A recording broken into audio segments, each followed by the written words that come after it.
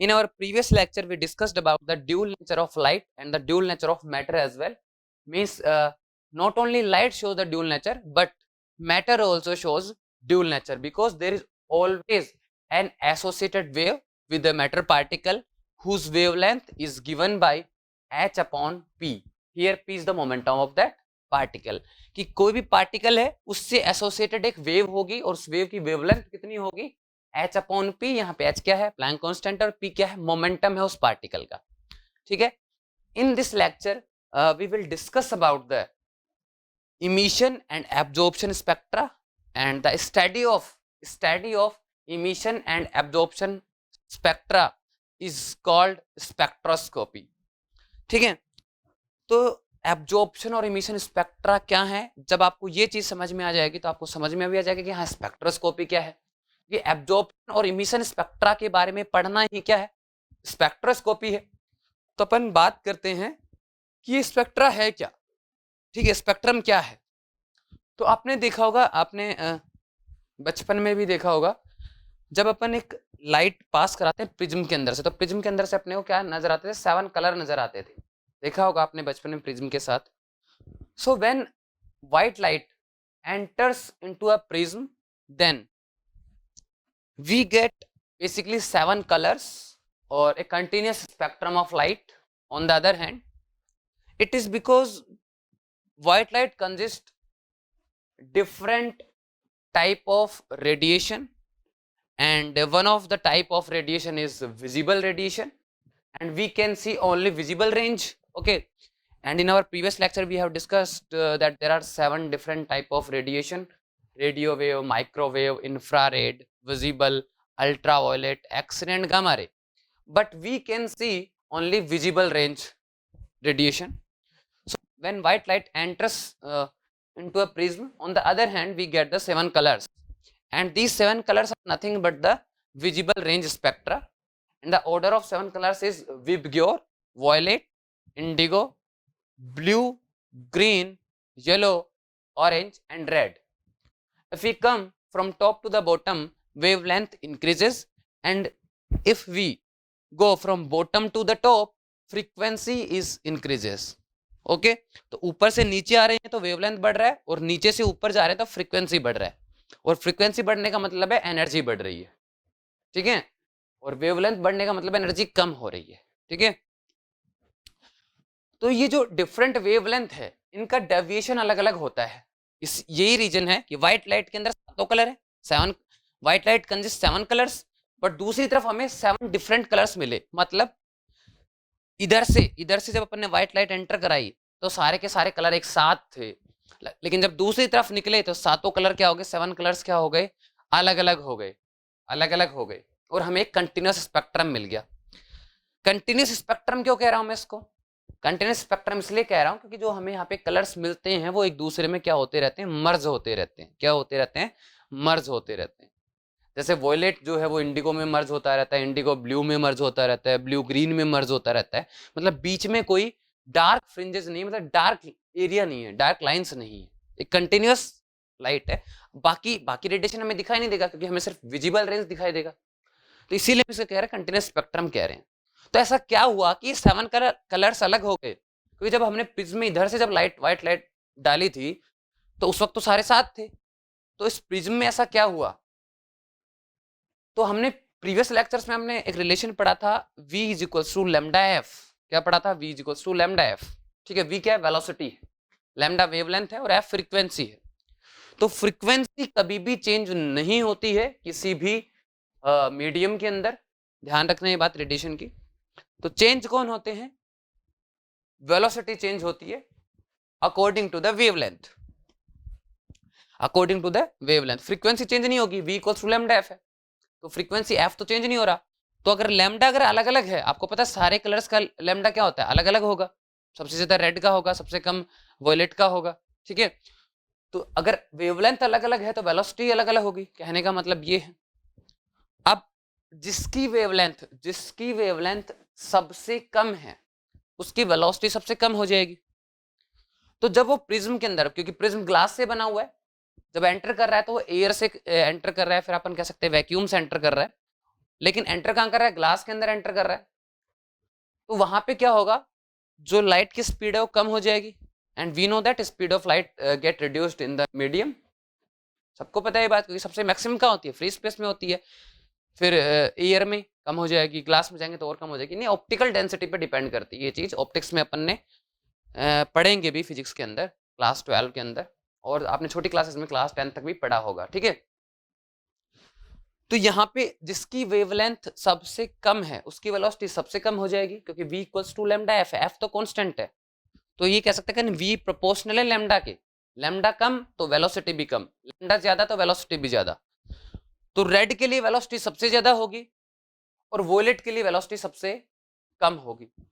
इसका मतलब क्या हुआ कि रेड तो जल्दी से क्रॉस कर जाएगा ग्लास को और एयर में आ जाएगा या फिर फ्री स्पेस में आ जाएगा दूसरी तरफ, लेकिन वोयलेट को क्योंकि वेलोसिटी कम हो गई है तो ज्यादा ट्रेवल करना पड़ेगा उसको एक तरीके से प्रिज्म के अंदर।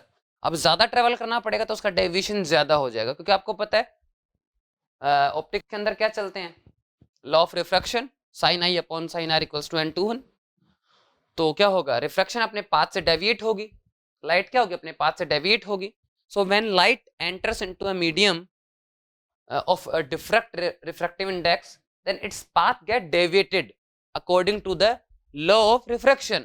Okay, अब क्योंकि हमारी जो वोयलेट है उसकी वेलोसिटी कम हो गई है तो वो ज्यादा डेविएट होगी, क्योंकि वो ज्यादा देर तक प्रिज्म में रहेगी, धीरे धीरे जा रही है, ज्यादा डेविएट कर पाएगा उसको प्रिज्म। वहीं रेड क्योंकि जल्दी से निकल जाएगा तो उसके अंदर डेविएशन कम आएगा। तो मैं क्या कह सकता हूं, wave having smallest wavelength have most large value of deviation. क्या कह सकता हूं, least value of wavelength, more value of deviation from the path. यानी कि वेवलेंथ जितनी कम होगी डेविएशन उतना ही ज्यादा होगा। तो इसका मतलब सबसे ज्यादा डेविएशन किसका होगा, वॉयलेट का होगा, और सबसे कम डेविएशन किसका होगा, अपने पाथ से सबसे ज्यादा कौन मुड़ेगी, वॉयलेट मुड़ेगी, और सबसे कम कौन मुड़ेगी, रेड मुड़ेगी। यानी कि जो उसका एक्चुअल पाथ था उससे सबसे कम डेविएशन किस में आएगा, रेड में आएगा, और सबसे ज्यादा किस में आएगा, वॉयलेट में आएगा। अब सभी कलर्स की वेवलेंथ क्या है, अलग अलग है। अब सभी कलर की वेवलेंथ अलग अलग है तो उनकी वेलोसिटी अलग अलग होगी, क्योंकि v प्रोपोर्शनल लैम्डा है। अब वेलोसिटी अलग अलग है तो उनमें डेविएशन भी क्या आएगा, अलग अलग आएगा। समझ रहे हो, जैसे मान लीजिए मैं आपको एक पर्सपेक्टिव देता हूँ। जैसे मान लीजिए रेड लाइट, व्हाइट लाइट ऐसे जा रही थी, अब इसके अंदर सबसे पहले कौन है, रेड लाइट। तो रेड लाइट की वेलोसिटी सबसे ज्यादा होगी तो थोड़ा डेविएट होगी, और वोयलेट सबसे ज्यादा होगी तो वोयलेट का डेविएशन इतना हो जाएगा। ऐसे जो बाकी कलर है वो सब इसके बीच में आ जाएंगे। तो क्या हुआ, व्हाइट लाइट में सारे कलर एक साथ थे, लेकिन यहाँ पे कलर क्या हो गए हैं, सेपरेट हो गए हैं। रेड, ऑरेंज, ठीक है, येलो, इस तरीके से सारे क्या हो गए हैं, सेपरेट हो गए हैं। तो ये जो 7 कलर्स बन रहे हैं किस वजह से बन रहे हैं, लाइट की इस प्रॉपर्टी की वजह से, क्योंकि लाइट के अंदर डिफरेंट वेवलेंथ होंगी, डिफरेंट वेवलेंथ होगी तो डिफरेंट वेलोसिटी होगी, डिफरेंट वेलोसिटी होगी तो डिफरेंट डेविएशन आएगा, और डिफरेंट डेविएशन आएगा तो सेपरेट हो जाएंगे। समझ गए। तो ये तो होगी बात कंटिन्यूअस स्पेक्ट्रम की। किसकी बात हो गई, कंटिन्यूअस स्पेक्ट्रम की। कंटिन्यूअस क्यों है, क्योंकि यहाँ पे बीच में कहीं से भी कोई भी वेवलेंथ मिस नहीं हो रही है, सारी के सारी वेवलेंथ कंटिन्यू आ रही है, तो कंटिन्यूअस, कंटिन्यू मिल रही है सारी की सारी वेवलेंथ, तो कंटिन्यूअस स्पेक्ट्रम। अब हम बात करते हैं किसकी, इमिशन स्पेक्ट्रा की। किसकी बात करते हैं, इमिशन स्पेक्ट्रा की। तो जब भी किसी एटम, मॉलिक्यूल या आयन पर हाई एनर्जी पार्टिकल कोई टकराता है या किसी भी तरीके से अपन उसको हीट करते हैं मान लो, तो उसको एनर्जी मिलती है, एटम को एनर्जी मिलेगी। तो एनर्जी मिलने से क्या होता है, वो एक्साइटेड स्टेट में चला जाता है। कहाँ चला जाता है, एक्साइटेड स्टेट में चला जाता है। अब एक्साइटेड स्टेट में चला तो गया, लेकिन एक्साइटेड स्टेट क्या नहीं है, स्टेबल नहीं है। क्या नहीं है, स्टेबल नहीं है। और हर चीज, everything wants stability in the nature. सबको क्या चाहिए, स्टेबिलिटी चाहिए। भाई आप पढ़ाई कर रहे हो, पढ़ाई क्यों कर रहे हो, अच्छी जॉब लग जाएगी, अच्छे पैसे कमाओगे, अच्छे पैसे कमाओगे तो अच्छी लड़की मिल जाएगी, हाँ, स्टेबिलिटी चाहिए सभी को। तो ऐसे ही एटम्स, मॉलिक्यूल्स, आयंस को भी क्या चाहिए, स्टेबिलिटी चाहिए। तो उन्होंने जब एनर्जी अब्जॉर्ब की, जब हमने उनको हीट किया या हमने किसी भी तरीके से जब एनर्जी दी, तो उन्होंने एनर्जी अब्जॉर्ब तो कर ली, लेकिन अब्जॉर्ब करके वो कहाँ चले गए हैं, एक्साइटेड स्टेट में चले गए। अब एक्साइटेड स्टेट क्या है, अनस्टेबल है, तो वापस कहाँ आएंगे, वो ग्राउंड स्टेट में आएंगे। मतलब उनको वापस स्टेबिलिटी की कंडीशन में आना है। तो एक्साइटेड स्टेट से वापस ग्राउंड स्टेट में आएंगे, क्योंकि वो क्या है, आपकी स्टेबल स्टेट है, स्टेबिलिटी को अटेन करना चाहेंगे वो।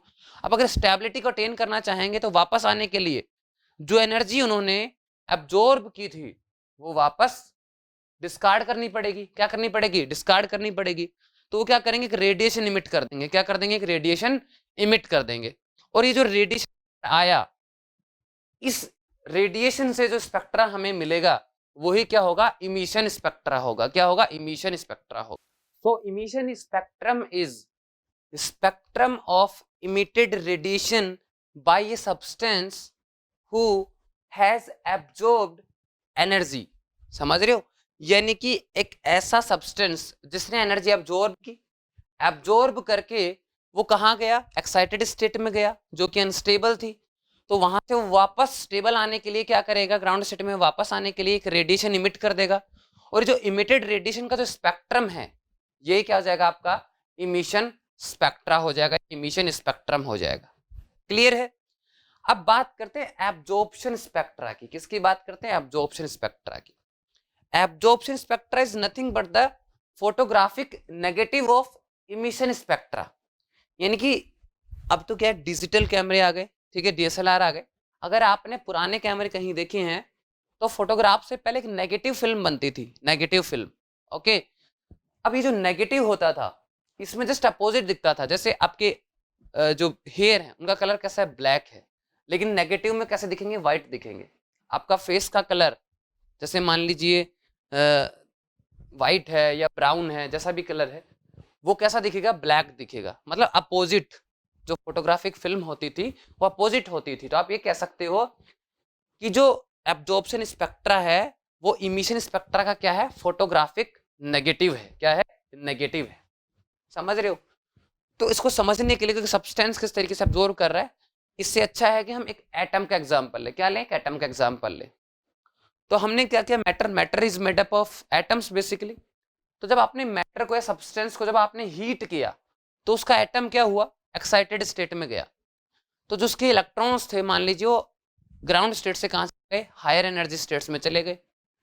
क्योंकि एनर्जी एब्जॉर्ब की है उन्होंने, तो एनर्जी एब्जॉर्ब की तो हायर स्टेट में चले गए। लेकिन अब ये स्टेबल नहीं है, ये स्टेबल नहीं है।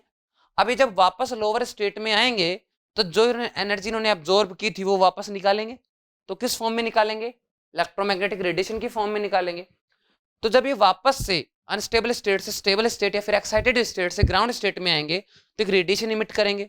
और ये जो रेडिएशन इमिट किया है इससे जो स्पेक्ट्रम बनेगा वही क्या बनेगा? इमिशन स्पेक्ट्रम बनेगा। क्या बनेगा? इमिशन स्पेक्ट्रम बनेगा। क्लियर है? तो एक्सपेरिमेंटली हम जब अगर अपन देखते हैं इमिशन स्पेक्ट्रम को तो क्या होगा? अब यहाँ पे इमिशन जब होगा तो क्या कंटिन्यूस स्पेक्ट्रम मिलेगा? नहीं, क्योंकि हमें पता है कि भाई जो एनर्जी लेवल्स जो होते हैं वो डिस्क्रीट होते हैं। एनर्जी क्या होती है? डिस्क्रीट होती है। अलग अलग एनर्जी लेवल्स के बीच का जो एनर्जी गैप है वो डिस्क्रीट है। तो हमें कंटिन्यूस एनर्जी का स्पेक्ट्रा या रेडिएशन का स्पेक्ट्रा नहीं मिलेगा। हमें कैसा मिलेगा? डिस्क्रीट स्पेक्ट्रा मिलेगा, जिसको अपन कहते हैं लाइन स्पेक्ट्रा या फिर एटॉमिक स्पेक्ट्रा भी कहते हैं, क्योंकि अपन यहाँ पे एटम को लेकर चल रहे हैं। किसको लेकर चल रहे हैं? एटम को लेकर चल रहे हैं। तो basically emission spectra of atom is a line spectra and it is a discrete spectrum basically because it consists discrete wavelength of the radiation। मतलब इसके अंदर हमें सभी के सभी वेवलेंथ नहीं मिलेंगी। जब हम व्हाइट लाइट को प्रिज्म में एंटर करा रहे थे तो हमें कंटिन्यूस स्पेक्ट्रम मिल रहा था, लेकिन इसका स्पेक्ट्रम ऐसा नहीं होगा। इसमें बीच बीच में क्या होगा? डार्क लाइंस होंगी, फिर आपकी ब्राइट लाइंस होंगी, यानी कलर्स दिखेंगे, लेकिन बीच बीच में आपको डार्क लाइंस भी दिखेंगी। क्या दिखेंगी? डार्क लाइंस दिखेंगी। और ऐसा क्यों हो रहा है? ये जो एनर्जी लेवल्स है वो डिस्क्रीट है। एनर्जी लेवल्स क्या है? डिस्क्रीट है। और बोर मॉडल ने इसको एक्सप्लेन किया, तो अपन बोर मॉडल जब पढ़ेंगे तो वहां पे इसकी बात भी करेंगे। ठीक है। अब एब्जॉर्प्शन क्या है?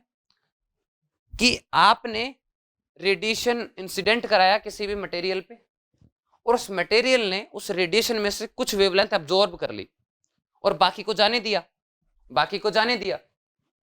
तो उसने जो रेडिएशन एब्जॉर्ब कर लिया क्या वो हमें स्क्रीन पे दिखेगा? नहीं दिखेगा। कैसे दिखेगा? उसने तो रख लिया। जैसे मान लीजिए आप कि मेरे को किसी ने ₹10 का नोट दिया, ₹20 का नोट दिया, ₹50 का नोट दिया, ₹100 का नोट दिया, ठीक है, 200 का दिया, 500 का दिया और 2000 का नोट दिया। अब मैंने उसमें से 2000 का नोट रख लिया और फिर आगे वाले बाकी जो नोट थे वो आगे पास कर दिए। तो क्या आगे वाले के पास 2000 का नोट जाएगा? नहीं जाएगा। तो जब आपका रेडिएशन इंसिडेंट कराया जाता है on any substance, then some radiation is absorbed by that substance. In this scenario, radiation passed through that substance doesn't contain all the wavelengths because it doesn't have the wavelengths which are absorbed by that substance. तो substance ने जिन wavelength को absorb कर लिया वो आगे नहीं मिलेंगे। तो इसका मतलब आगे हमें क्या मिलेंगे? स्पेक्ट्रम के अंदर डायरेक्ट लाइंस मिलेंगी, और वो डायरेक्ट लाइंस किसके लिए होंगी?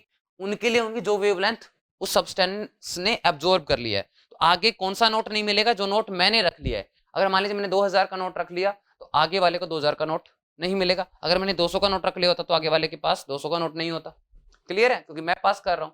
तो सेम यही चीज है, जब रेडिएशन पास किया जा रहा है किसी सब्सटेंस से, तो वो सब्सटेंस जिन वेवलेंथ को अब्जॉर्ब कर रहा है वो वेवलेंथ हमारे स्पेक्ट्रम पे, हमें स्क्रीन पे नहीं दिखेंगे, तो उनकी जगह हमें क्या दिखेंगी? डार्क लाइंस दिखेंगी। क्या दिखेंगी? डार्क लाइंस दिखेंगी। अब अगर आप ध्यान से देखते हो इमिशन स्पेक्ट्रा और एब्जॉर्प्शन स्पेक्ट्रा को, और इन दोनों को अगर मैं ओवरलैप करा देता हूं तो मुझे क्या मिल जाता है? कंटिन्यूस स्पेक्ट्रा मिल जाता है। क्या मिल जाता है? Continuous spectra. तो इसीलिए अपन ने कहा था कि जो एब्जॉर्प्शन स्पेक्ट्रा है वो इमिशन स्पेक्ट्रा का क्या है? फोटोग्राफिक नेगेटिव है। यानी कि एब्जॉर्प्शन स्पेक्ट्रा के अंदर जहां पे आपको वेवलेंथ्स मिल रही हैं वो कहां पे मिस हैं? इमिशन स्पेक्ट्रा में मिस्ड हैं। और जो इमिशन स्पेक्ट्रा में मिल रही थी वो कहां पे मिस्ड हैं? एब्जॉर्प्शन स्पेक्ट्रा में मिस्ड हैं। समझ गए? इसीलिए इनको एक दूसरे का क्या कह सकते हो आप? फोटोग्राफिक नेगेटिव कह सकते हो। ठीक है। और इन स्पेक्ट्रम से ही कंफर्म हुआ कि यस एनर्जी इज क्वांटाइज्ड, क्योंकि ये जब देखा स्पेक्ट्रम देखा कि हाँ यार बीच बीच में से कुछ वेवलेंथ मिस हो गई हैं, तो डिस्क्रीट स्पेक्ट्रम मिल रहा है। तो ऐसा पॉसिबल कब है? जब एनर्जी क्या हो? डिस्क्रीट हो। एनर्जी कैसी हो? क्वांटाइज्ड हो। तो हम ये कह सकते हैं that atomic spectra, absorption spectra and emission spectra are evidence of quantisation of energy. कि जो स्पेक्ट्रा है ये एविडेंस है कि एनर्जी कैसी है? क्वांटाइज्ड है। एनर्जी कैसी है? क्वांटाइज्ड है। क्लियर है? ठीक है। उसके बाद अपन आगे चलते हैं और आगे चल के हमारे पास आता है स्पेक्ट्रम ऑफ हाइड्रोजन। ठीक है। अब क्योंकि आपने एब्जॉर्प्शन स्पेक्ट्रा पढ़ लिया है, इमिशन स्पेक्ट्रा पढ़ लिया है, और जैसा कि मैंने शुरू में बताया था that study of the absorption and emission spectra is spectroscopy. तो स्पेक्ट्रोस्कोपी क्या हो गया? एब्जॉर्प्शन और इमिशन स्पेक्ट्रा को पढ़ना ही क्या है? स्पेक्ट्रोस्कोपी है। बट स्पेक्ट्रोस्कोपी इंपॉर्टेंट क्यों है? क्यों पढ़ा जाए इसको? इसकी सिग्निफिकेंस क्या है? Then always remember that every element has its unique line spectra. जैसे हर इंसान का, जैसे अपने अपने क्या होते हैं? फिंगरप्रिंट्स हर इंसान के लिए अलग होते हैं। ठीक है। रेटिना स्कैन हर इंसान का अलग होता है। ऐसे ही हर एक एलिमेंट का जो लाइन स्पेक्ट्रा होता है वो यूनिक होता है। कैसा होता है? यूनिक होता है। तो फिंगरप्रिंट से पहचाना जा सकता है कि हाँ ये फिंगरप्रिंट उस इंसान के हैं, जैसे अपने आधार कार्ड के डेटाबेस में है। ठीक है। फिंगरप्रिंट कहीं पर भी आप अगर कोई चोरी वोरी करने जाते हो, फिंगरप्रिंट रह गई, अगर पुलिस चेक करेगी तो पता चल जाएगा हाँ ये फिंगरप्रिंट उस इंसान के हैं। ऐसे ही एटॉमिक लाइन स्पेक्ट्रा से पता चल जाता है कि यहाँ पे एलिमेंट कौन सा है, और एटॉमिक स्पेक्ट्रा की वजह से ही हमें ये पता चल पाया कि सन के ऊपर क्या है? हीलियम प्रेजेंट है। The presence of helium on the sun is confirmed because of the spectroscopy. Clear है? तो जो कंडेंस मैटर फिजिसिस्ट होते हैं उनके लिए स्पेक्ट्रोस्कोपी बहुत ज्यादा इंपॉर्टेंट है, क्योंकि ये जो किसी भी सब्सटेंस के अंदर कांस्टेंट पार्टिकल्स कौन कौन से, कांस्टेंट एलिमेंट क्या क्या हैं, उसका पता लगाया जा सकता है। इलेक्ट्रॉनिक स्ट्रक्चर का पता लगाया जा सकता है। सो जो स्पेक्ट्रोस्कोपी है बहुत ज़्यादा इंपॉर्टेंट है for the condense matter physicist. ठीक है। क्योंकि मान लो कोई नया सब्सटेंस मिला, कोई नया एलिमेंट मिला, तो कैसे पता चला कि नया है? अगर पहले से देखेंगे हाँ पहले से इतने लाइन स्पेक्ट्रा हैं, कि पहले वाले से किसी से मैच कर रहा है क्या? नहीं, इसका मतलब है कुछ नया एलिमेंट है। समझ रहे हो? और अगर पहले वालों से मैच कर गया तो पता चल जाएगा कि हाँ इस सब्सटेंस के अंदर इसके लाइन स्पेक्ट्रा आ रहे हैं, इसका मतलब इसके अंदर कार्बन भी है, इसके अंदर नाइट्रोजन भी है। इस तरीके से कंफर्म कर दिया जाएगा कि सब्सटेंस में ये चीज है। जैसा कि सन पे कंफर्म किया गया कि हाँ भाई सन पे क्या है, हीलियम है। क्लियर है? तो यहाँ पे आपको सिग्निफिकेंस समझ में आ गया होगा किसकी, कि भाई सिग्निफिकेंस क्या है स्पेक्ट्रा की, ठीक है, एटॉमिक स्पेक्ट्रा की या फिर स्पेक्ट्रोस्कोपी की, ठीक है।